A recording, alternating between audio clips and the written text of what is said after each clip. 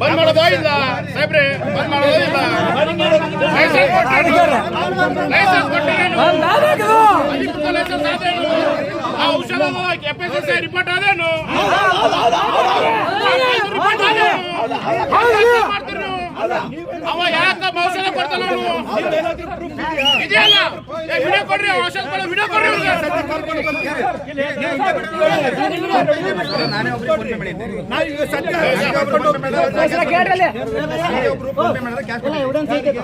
ಅವರು ರಸೀದ್ ಮಿತ್ರ ಮೇಲೆ ಬಂದವ್ರಿಗೆ ಕಂಪ್ಲೇಂಟ್ ತಗೋತೀವಿ.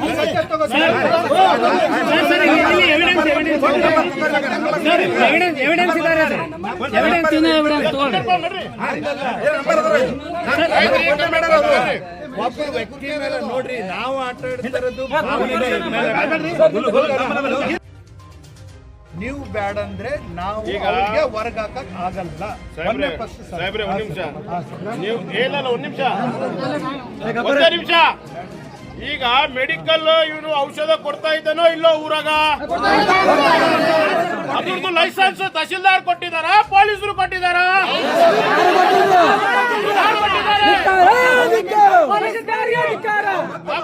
ಇಲ್ಲ, ಇಷ್ಟು ಜನ ವಿಟ್ನೆಸ್ ನಾವು ನೋಡಿಲ್ಲ. ಇವ್ರು ಹೇಳ್ತಾ ಇದ್ದಾರೆ ಕೊಡ್ರಿ, ಯಾರು ಕೊಡ್ರಿ, ಒಂದ್ ಲೆಟರ್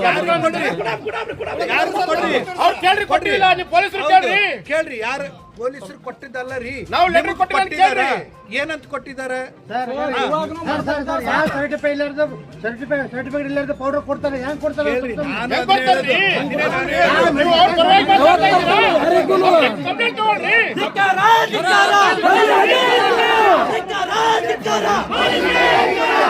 ಕಂಪ್ಲೇಂಟ್ ಕೊಡಿ. ವಿತೌಟ್ ನೋಡ್ರಿ, ಸಿಂಗಲ್ ಕೊಟ್ಟಾರೇನ್ರಿ? ಯಾವ್ದಾದ್ರು ವ್ಯಕ್ತಿ ಕೊಟ್ಟಿದಾರ?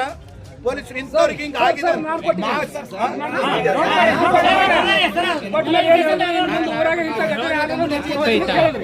ಕಾಂಪ್ರಮೈಸ್ ಆಗಿ ಬಂದಿವ್ರಿ.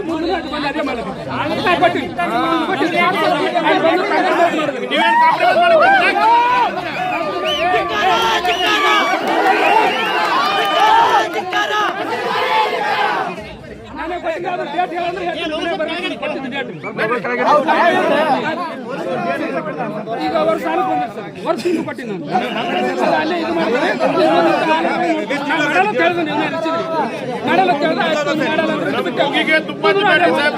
ಕಂಪ್ಲೇಂಟ್ ಮಾಡಿ ದಂಧ ಬಂದ್ ಮಾಡಿದ್ರೆ ಅಷ್ಟೇ. ದಾಖಲಾತಿ ನಾಳೆ ಡಿಪಾರ್ಟ್ಮೆಂಟ್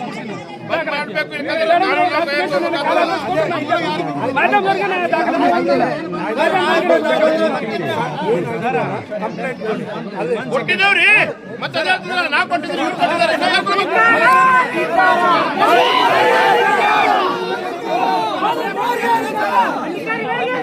ನೋಡಪ್ಪ,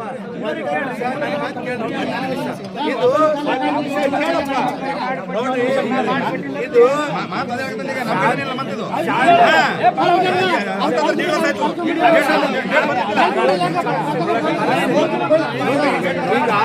ಹುದ್ದೆ ಪಡೆದು ಅವಶ್ಯಕತೆಲ್ಲ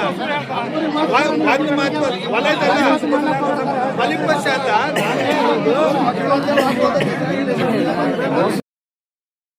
ಗ್ರಾಮದಲ್ಲಿ ರಸೀದ್ ದಸ್ತೀರ್ ಎಂಬ ವ್ಯಕ್ತಿಯು ಜನರಿಗೆ ಸುಳ್ಳು ಹೇಳಿ ಹಣ ಪಡೆದುಕೊಂಡು ನಾನು ನಿಮಗೆ ಮಕ್ಕಳು ಆಗಿಲ್ಲ ಅಂದರೆ ನಿಮಗೆ ಮಕ್ಕಳು ಮಾಡುತ್ತೇನೆ ಎಂದು ಹೇಳಿ ಹಣ ಪಡೆದುಕೊಂಡು ಔಷಧಿ ಮತ್ತು ಪುಡಿ ಕೊಡುತ್ತಿದ್ದಾರೆ.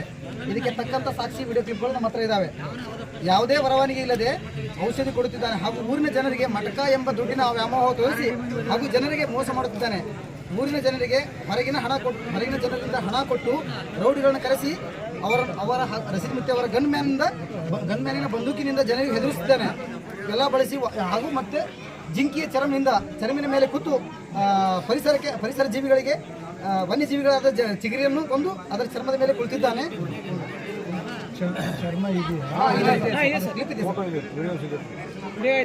ಕುಳಿತು ವನ್ಯಜೀವಿಗಳಿಗೆ ಮೋಸ ಮಾಡುತ್ತಿದ್ದಾನೆ.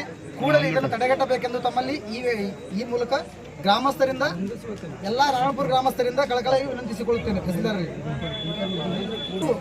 ತಕ್ಷಣ ಇವರ ಮೇಲೆ ತಕ್ಕ ಕ್ರಮವನ್ನು ಕೈಗೊಳ್ಳಬೇಕು ಹಾಗೂ ನಾರಾಯಣಪುರದಿಂದ ಗಡಿಪಾರು ಮಾಡಬೇಕಾಗಿ ವಿನಂತಿಸಿಕೊಳ್ಳುತ್ತೇನೆ. ಇದರಂತೆ ನಾರಾಯಣಪುರ ನಿವಾಸಿಗಳೆಲ್ಲ ಸಹಿ ಮಾಡಿದ್ದಾರೆ.